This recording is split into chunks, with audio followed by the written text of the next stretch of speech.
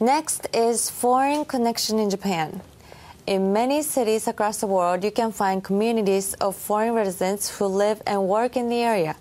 This is something you see in Japan as well. In this segment, we look at the lifestyles and work styles of some of these people.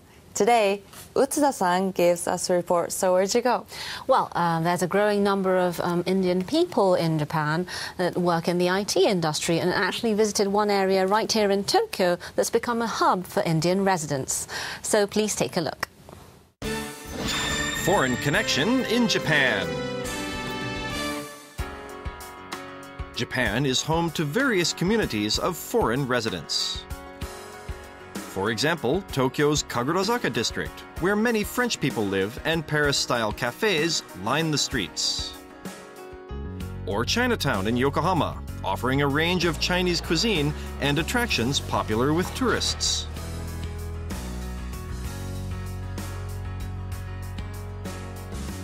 This time, we visited Edogawa Ward, the easternmost area of Tokyo.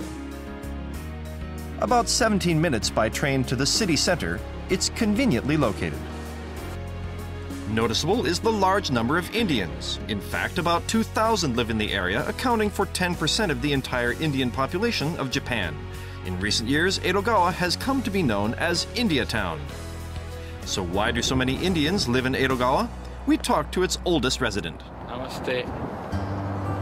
In the early 80s, we had one family, then two, then three, and then four. And that was the maximum.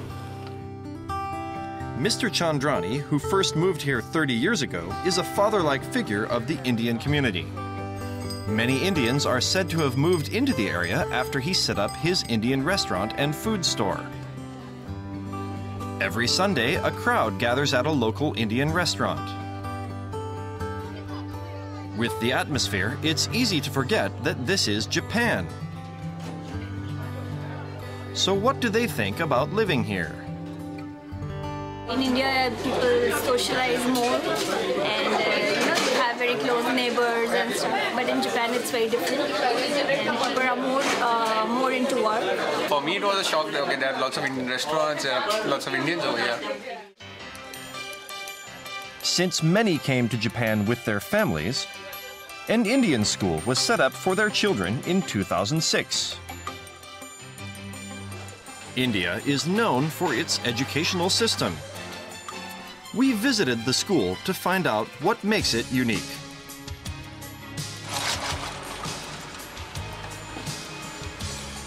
The Global Indian International School has a nursery and kindergarten for 2 to 4-year-olds and regular classes for 5 to 15-year-olds.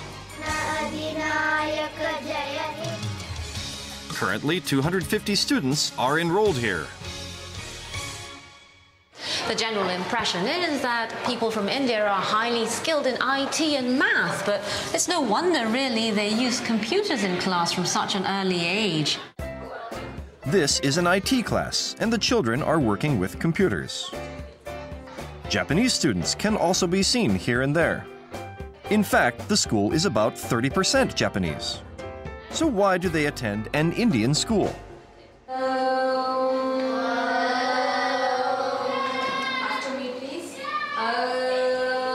I think recently what I came to understand, Japanese children, the number is increasing in our school just because of the English knowledge. The reason? English proficiency. In fact, all the classes here are taught in English. Many Japanese parents have enrolled their children at the school to expose them to the English language. Meanwhile, in another class, I can hear Japanese coming out of this room.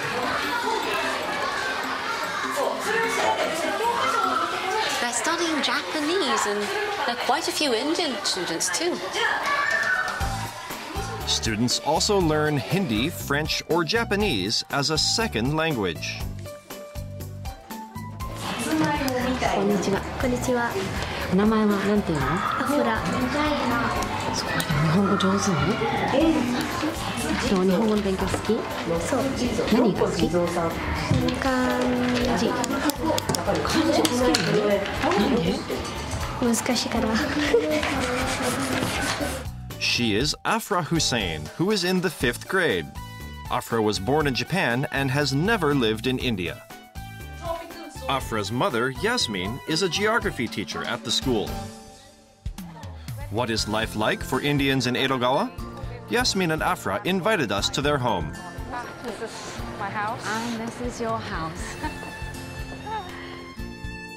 The family decided to settle down in Japan and bought this house a year ago for about $600,000. Welcome. This is the interior of my house, and this is a living room. Yasmin got married in India in 1999. She moved to Japan after her husband, Jahir, started working here. Afra and her sister, Faiza, were both born in Japan. The family moved to the area in 2006 so that their children could attend the Indian school. Yasmin says she's gotten used to life in Japan. She shops for groceries at the local supermarket. Her years living in Japan is obvious as she fills her cart with Japanese products.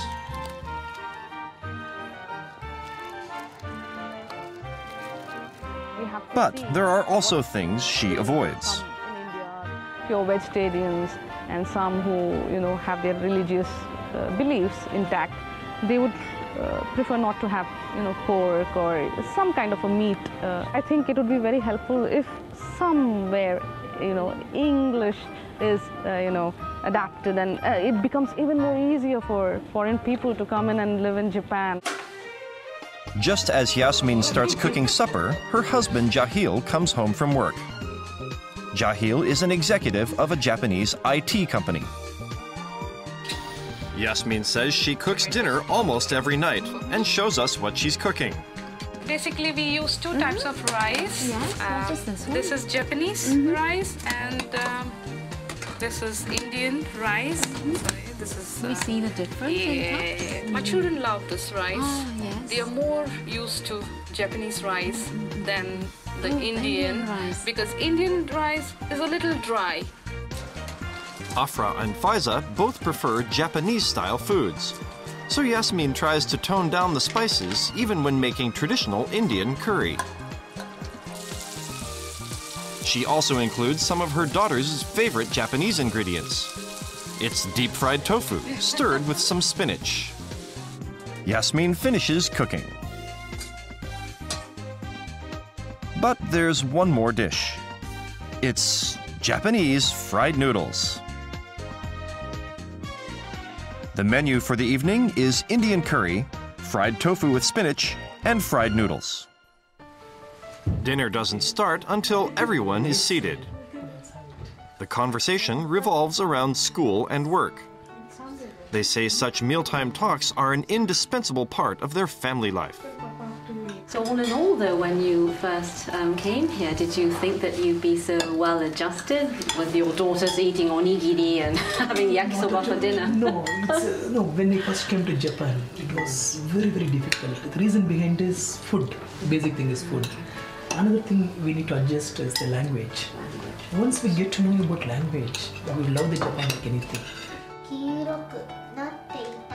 Currently, over 22,000 Indians live in Japan. They seem right at home in Edogawa Ward. It's one community that's certain to continue growing. The Indian man in your report runs his own IT business in Japan. Is IT really that big in India? IT is certainly big in India. It's considered the IT powerhouse of Asia, so many major European and US companies have set up their operations there. One of the bigger advantages is that English is basically an official language in India, so it's easier for engineers to collaborate with their colleagues around the world or even over the internet without being in the same place. And also Indian engineers are particularly strong in software development, so many of them are being hired to work in various countries worldwide.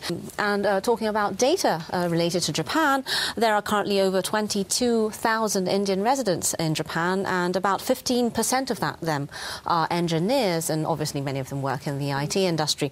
And the number is expected to grow even further in the coming years. And I have some government figures to back that up. According to the government, the number of engineers in India is supposed to reach nearly 5 million by 2015, while in Japan it will stay around 680,000. So it's more than 7 times the number of engineers in Japan. Well, Japan is becoming increasingly connected to India in terms of economy, and there's certainly a lot of demand for India IT engineers here. So it seems we'll be seeing a lot more Indians working in the Japanese IT industry in the future. I would say so. Well, that ends our first edition of Channel Japan. I hope you enjoy the program. We'll be bringing you much more on the latest trends in Japan, so join us again next week.